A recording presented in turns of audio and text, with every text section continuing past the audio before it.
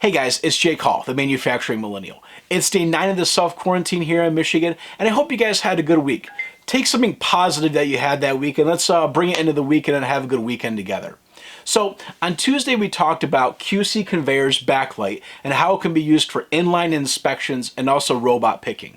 On Thursday we talked about Solomon's 3D bin picking and with some of the special features on that. And today we're going to wrap up the week looking at a product called the Asycube 240 by Asyril.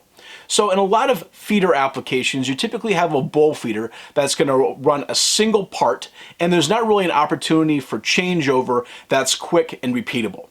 So the Asyril feeder fits a very specific niche market with a lot of components where you could have entanglement, where wires can overlap and get tangled. A lot of times bowl feeders can't feed those parts reliably. However, with an Asyril feeder, we can do just that.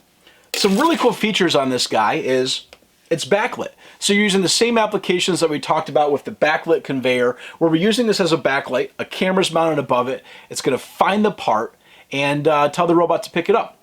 However, let's say your parts are not pickable, you don't have a correct orientation. It's simple. I can vibrate the table. So inside of here, there's 4 voice coils that control each corner, and I'm able to take the parts and move them and shift them and orient them, controlling my frequency and amplitude of the voice coils to get the correct orientation that I need.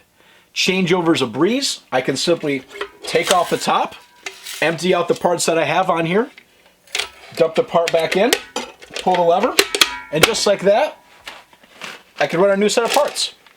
Go ahead and run them, vibrate them, and I'm good to go. So changeover is a breeze.